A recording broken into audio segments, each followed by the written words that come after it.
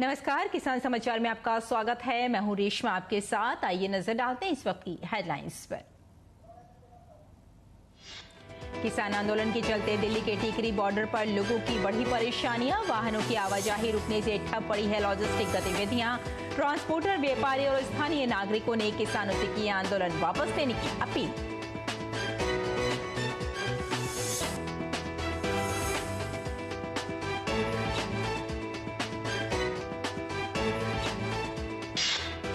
मत्स्य पालक किसानों को भारत सरकार डिजिटल इंडिया तकनीक से जोड़कर सरकार का मत्स्य व्यवसाय को आगे बढ़ाने के लिए महत्वपूर्ण कदम। केंद्रीय मत्स्य पालन विभाग, पशुपालन और डेयरी मंत्री परषोत्तम रुपाला ने डिजिटल कॉमर्स संबंधी ओपन नेटवर्क ONDC के साथ समझौता पत्र पर किए हस्ताक्षर।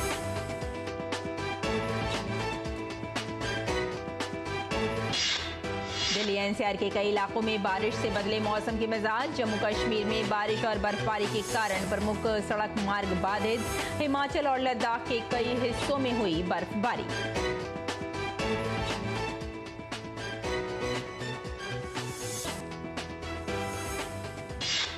जम्मू कश्मीर में पुंछ पुलिस ने भारी बारिश और खराब मौसम के दौरान पुंछ के मंडी पहाड़ी क्षेत्र में लोगों को अलर्ट देने के लिए एडवाइजरी की घोषणा।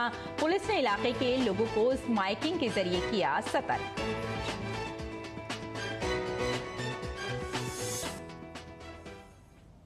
और अब समाचार विस्तार से। भारत सरकार डिजिटल इंडिया तकनीक से मत्स्य पालक किसानों को जोड़कर उनके व्यवसाय को आगे बढ़ाने के लिए काम कर रही है।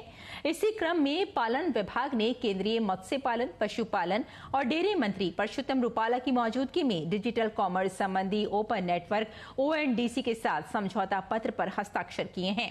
इस समझौते से पारंपरिक मछुआरों, मछली किसान उत्पादक संगठनों, मत्स्य पालन क्षेत्र के उद्यमियों सहित सभी हितधारकों को कितना फायदा होगा, इस विषय पर हमारी संवाददाता OP यादव ने बात की ONDC के प्रबंध निदेशक T कौशी से।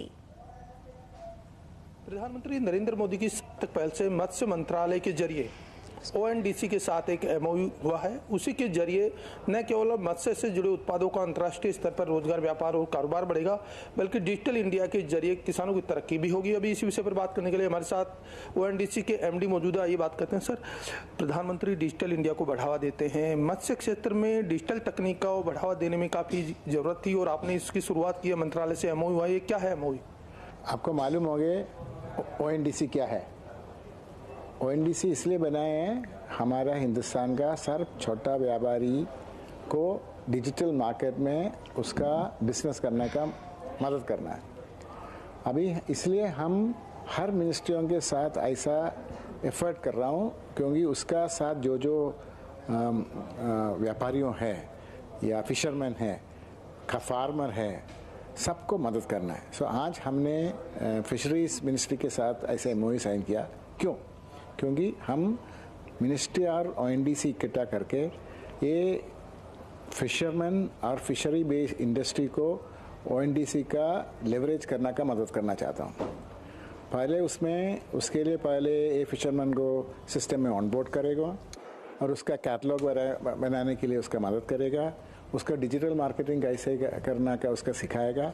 उसके हिसाब से उसका मार्केट रीच अभी पर सर अपना गांव में यार आजू बाजू में धंधा करता है।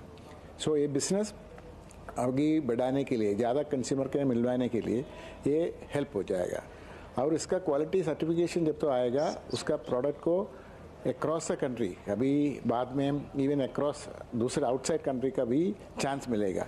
ये सब तो एक स्टेप करना पड़ेगा, एक मैजिक जैसे एक दिन में नहीं हो जाएगा। इसलिए हम दोनों एक प्रोग्राम बनाने के लिए आज MOU साइन किया और इमीडिएटली हमने चालू करेगा फिशरमैन को onboard, fisherman and fisherman FPO को ऑनबोर्ड करके ONDC का लाभ उठाएगा।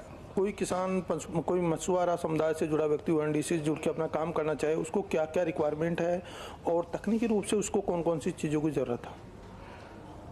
उसको ये 2-3 चीज़ सीखना है। एक तो पहले इम्पोर्टेंट है अपना कैटलॉग बनाना, क्योंकि डिजिटल माध्यम में उसका प्रोडक्ट सबको दिखाने के लिए डिजिटल कैटलॉग बनाना चाहते हूँ। सो उसका डिजिटल कैटलॉग करने का मदद करना है। सो इसलिए हमने नेटवर्क पार्टिसिपेंट ऑलरेडी ऑनबोर्डेड है, उन लोग ये सब मदद करेगा।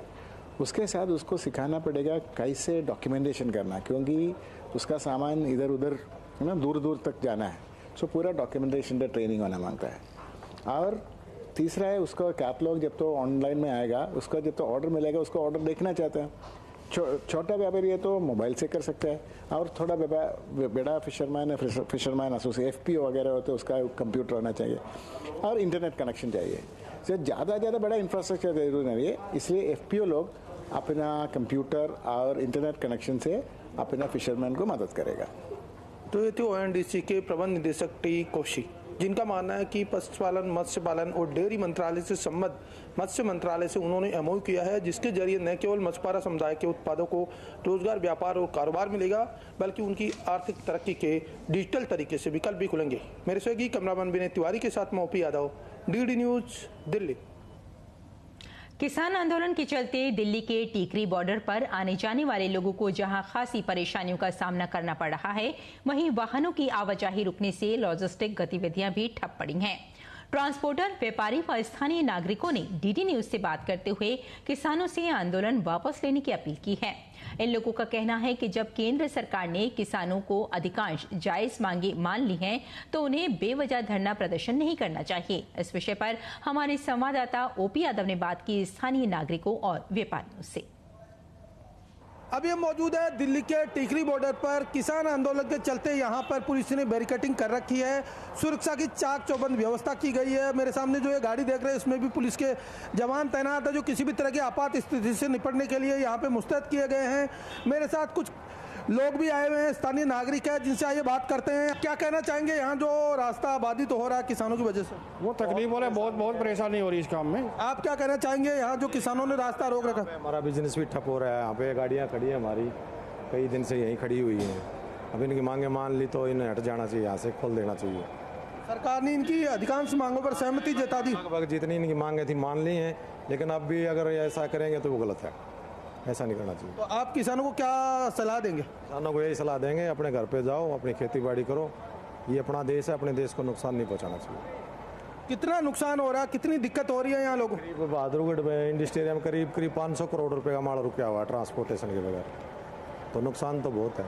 किसानों ने आंदोलन कर रखा है, रास्ता यहाँ बाधित हो रहा है, उस पर आप क्या कहना चाहेंगे?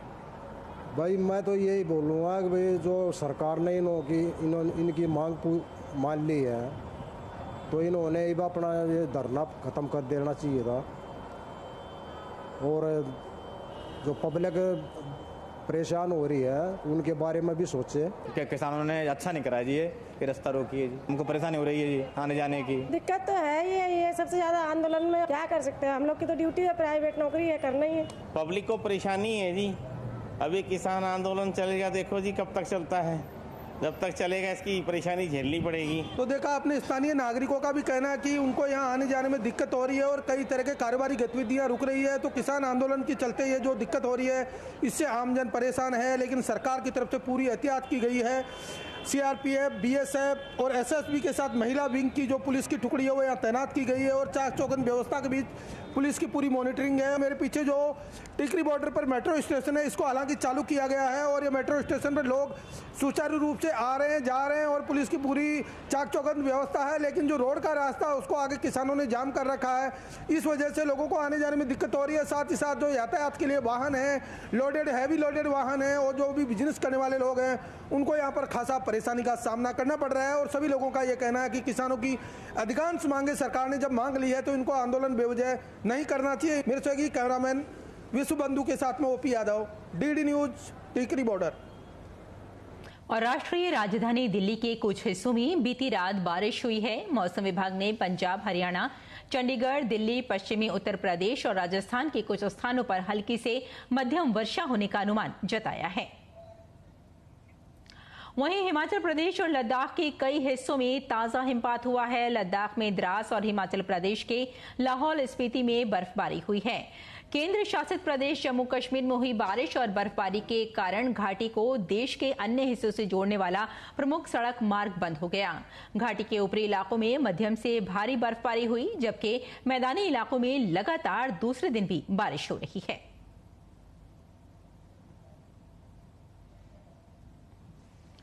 जम्मू कश्मीर में पुंछ पुलिस ने भारी बारिश और खराब मौसम के दौरान पुंछ के मंडी पहाड़ी क्षेत्र में लोगों को अलर्ट देने के लिए एडवाइजरी की घोषणा की है। पुलिस ने इलाके के लोगों को माइकिंग के जरिए सतर्क किया।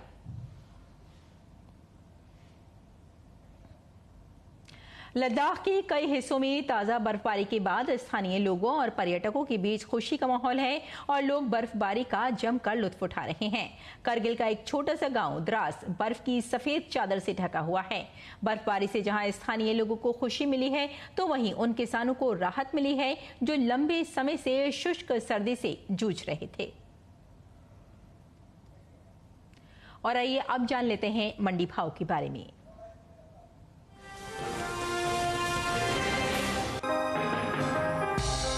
सोमवार को धान के सौदों में कोई खास बदलाव देखने को नहीं मिला। लखनपुरी और फतेहपुर मंडी में धान के भाव स्थिर रहे।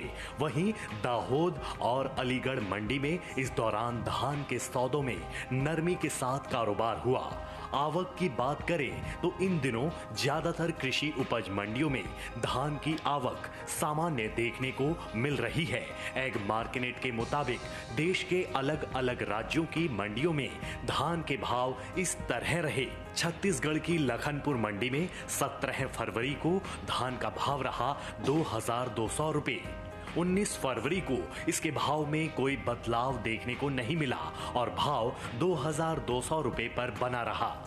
गुजरात की दाहोद मंडी में 17 फरवरी को धान का भाव रहा 2030 रुपए। 19 फरवरी को इसके भाव में 30 रुपए की गिरावट आई और भाव 2000 रुपए पर आ गया। इसी तरह उत्तर प्रदेश की अलीगढ़ मंडी में इस दौरान धान के भाव में नरमी दर्ज की गई। यहां 17 फरवरी को धान का भाव रहा 2540 रुपए, जो कि 19 फरवरी को 20 रुपए गिरकर 2520 रुपए पर आ गया। राज्य की फतेहपुर मंडी में 17 फरवरी को धान का भाव था 2183 रुपए। 19 फरवरी को इसके सौदे बिना किसी उठापटक के 2183 रुपए पर हुए। धान की पैदावार पर नजर डालें तो घरेलू स्तर पर इस साल धान की पैदावार रिकॉर्ड स्तर पर जा सकती है। कृषि मंत्रालय के तीसरे अग्रिम अनुमान के मुताबिक देश में धान की उपज साल 2022-23 के दौरान 1355.42 लाख टन होने का अनुमान जताया गया। ये उपज पिछले साल की तुलना में 60.71 लाख टन अधिक है, जबकि साल 2021-22 में धान की पैदावार 1294.71 लाख टन रही थी। बता दें कि उपभोक्ता कार्य, खाद्य एवं सार्वजनिक वितरण मंत्रालय की ओर से जारी आंकड़ों के मुताबिक खरीफ विपणन सीजन 2023-24 के लिए अब तक 161.47 लाख मीट्रिक टन धान खरीदी जा चुकी है, जिससे लगभग 9.33 लाख किसानों को न्यूनतम समर्थन मूल्य के साथ 35,571.14 करोड़ रुपए का लाभ हुआ है।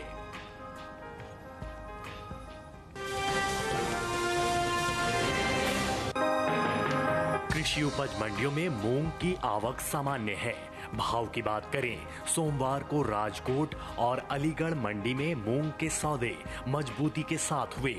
वहीं मालपुरा मंडी में इसके भाव नरम रहे, जबकि लखनऊ मंडी में इस दौरान मूंग के भाव में कोई फेरबदल देखने को नहीं मिला। एग मार्केट के मुताबिक गुजरात की राजकोट मंडी में 17 फरवरी को मूंग का भाव रहा 9000 रुपए।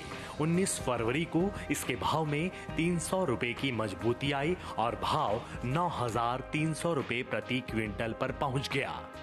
जबकि राजस्थान की मालपुरा मंडी में इस दौरान मूंग के सौदों में गिरावट के साथ कारोबार हुआ। यहां 17 फरवरी को मूंग का भाव था 7850 रुपए।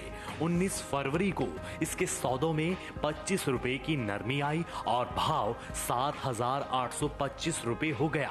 हालांकि उत्तर प्रदेश की अलीगढ़ मंडी में 17 फरवरी को मूंग का भाव रहा 8800 रुपए, जो कि 19 फरवरी को 20 रुपए बढ़कर 8820 रुपए हो गया। वहीं राज्य की लखनऊ मंडी में बीते 2 दिनों के दौरान मूंग के भाव स्थिर रहे। यहां 17 और 19 फरवरी को मूंग 8,850 रुपए पर बिकी। घरेलू स्तर पर इस साल कुल मूंग की रिकॉर्ड पैदावार होने का अनुमान जताया गया है। कृषि मंत्रालय के तीसरे अग्रिम अनुमान के मुताबिक देश में साल 2022-23 के दौरान मूंग की पैदावार 37,40,000 टन होने की उम्मीद है, जो बीते साल की समान अवधि के दौरान 31,66,000 टन रही थी।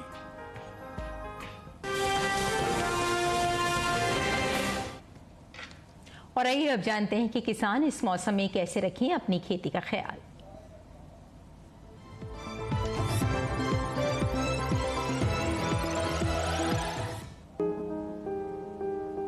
तेलंगाना के किसान फरवरी के महीने में मूंग और उड़द की बुआई कर सकते हैं। तेलंगाना में धान की फसल में लीफ ब्लास्ट रोग के नियंत्रण के लिए जरूरी दवाओं का छिड़काव कर लें। इस मौसम में यहां मक्का की फसल को डंठल सड़न रोग से बचाने के लिए पोटाश की खुराक डाल लें। यहाँ इस समय मूंग और उड़द की फसल में चूसक कीटों का खतरा हो सकता है। ऐसे में इसकी रोकथाम के लिए आवश्यक कीटनाशकों का छिड़काव कर लें। तेलंगाना में ही मूंगफली में तना सड़न रोग दिखाई देने पर इसके नियंत्रण के लिए हेक्साकोनाजोल का छिड़काव करें। यहाँ सूरजमुखी में रस चूसक कीट के लक्षण दिखाई देने पर जरूरी दवाएं छिड़क लें। तेलंगाना में इस मौसम में खीरे की बुआई की जा सकती है। तेलंगाना में टमाटर में पिनवर्म का प्रकोप दिखाई देने पर इसके नियंत्रण के लिए नोवलुरॉन का छिड़काव करें।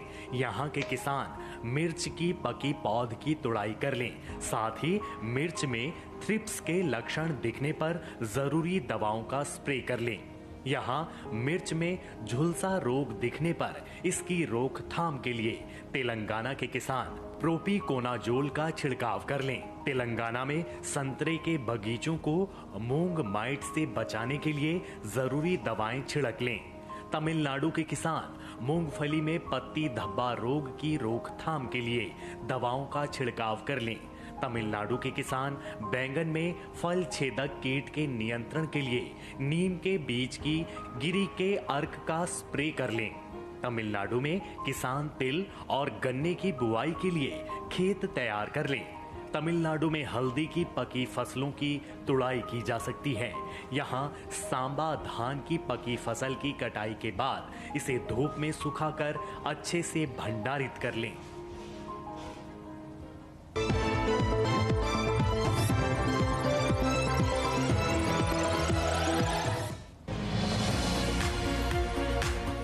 इस समय पालक की बुआई की जा सकती है। पालक को मैदानी और पहाड़ी दोनों क्षेत्रों में बोया जा सकता है। मैदानी इलाकों में सर्दी के मौसम में ये ज्यादा बोई जाती है। वैसे तो इसे किसी भी प्रकार की मिट्टी में बोया जा सकता है, फिर भी दोमट मिट्टी इसके लिए सर्वोत्तम मानी जाती है। अलग अलग राज्यों के लिए अलग अलग किस्में हैं।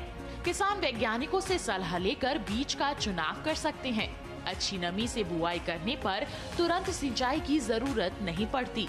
फिर भी बुआई के 8 से 10 दिन बाद सिंचाई करना आवश्यक है। इसके बाद 10 से 15 दिन के अंतराल पर सिंचाई करते रहें। पत्तियों की हर कटाई के बाद सिंचाई करना ना भूलें। खरपतवार नियंत्रण के लिए बोने के 15 से 20 दिन बाद पहली निराई गुड़ाई कर दें। पालक के लिए 2 से 3 बार निराई गुड़ाई करनी चाहिए। पत्तेदार सब्जियों में आमतौर पर बीमारी नहीं लगती, फिर भी अगर बीमारी लग जाए तो कटाई के बाद दवा छिड़कें ताकि पत्तियों पर दवाई का असर ना हो। वैसे पालक में सर्कोस्पोरा लीफ स्पॉट और डंपिंग ऑफ जैसी बीमारियों की आशंका रहती है। लीफ माइनर, चैंपा, माहू और इल्ली जैसे कीट पालक की पत्तियों को नुकसान पहुंचा सकते हैं। बचाव के लिए विशेषज्ञों की सलाह पर उचित दवाएं छिड़कें। ध्यान रखें कि फसल में किसी भी प्रकार की दवा का छिड़काव करने से पहले कृषि विशेषज्ञों से सलाह जरूर लें। पालक की 1 हेक्टेयर में 80 से 100 क्विंटल तक पैदावार होती है। इसे कई बार काटा जा सकता है।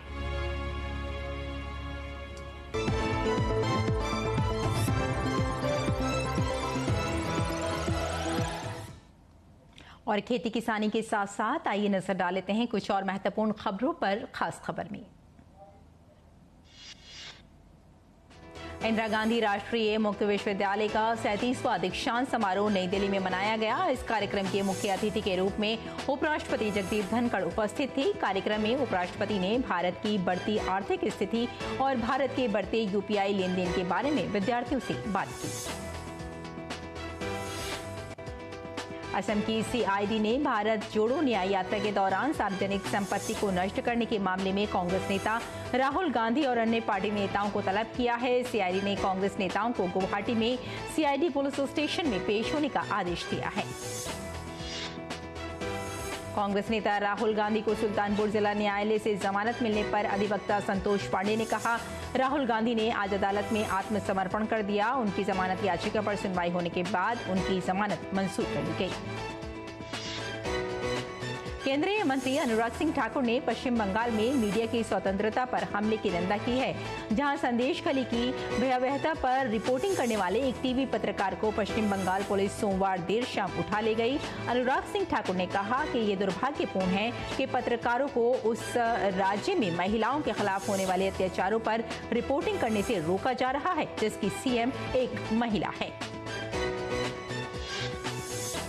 पश्चिम बंगाल के राज्यपाल डॉक्टर सीवी आनंद बोस ने संदेशखाली में स्थिति सामान्य बनाने और उस क्षेत्र की महिलाओं को सुरक्षित रखने के लिए राजभवन में शांति कक्ष खोला है।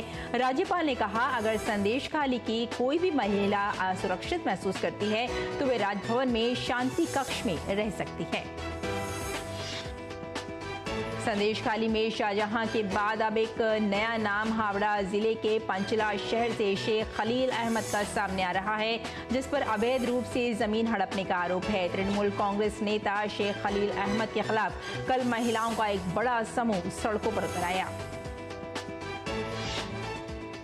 भारतीय विशिष्ट पहचान प्राधिकरण ने साफ कह दिया कि पश्चिम बंगाल में किसी भी व्यक्ति का आधार नंबर रद्द नहीं किया गया है।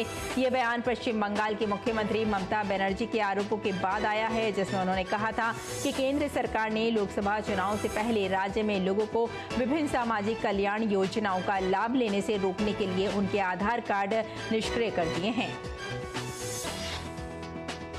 उत्तराखंड में हल्द्वानी के बनभूलपुरा क्षेत्र से पूरी तरह से कर्फ्यू हटा लिया गया है। इस संबंध में जिला अधिकारी नैनीताल वंदना सिंह द्वारा आदेश जारी कर दिया गया है। कर्नाटक की कांग्रेस सरकार वायनाड में हाथी द्वारा मारे गए व्यक्ति के परिवार को मुआवजे के रूप में 15 लाख रुपए देने का ऐलान किया है। कर्नाटक के पूर्व सीएम और जेडीएस नेता एचडी कुमारस्वामी ने कहा कि लोगों को कर्नाटक सरकार के इस रवैये के बारे में सोचना चाहिए। राज्य में जानवरों के हमले से हुई मौतों में 5 लाख रुपए दिए जाते हैं। वायनाड के लिए उन्होंने 15 लाख रुपए दिए हैं। भारत ने गरीबी और भूख से निपटने के लिए $10 लाख का योगदान दिया है। ये दान भारत, ब्राजील और दक्षिण अफ्रीका द्वारा चलाए जा रहे एक फंड में दिया गया है। संयुक्त राष्ट्र में भारत की स्थायी प्रतिनिधि रुचिरा काम्बोज ने UNOSSC की निदेशक को $10 लाख का चेक सौंपा।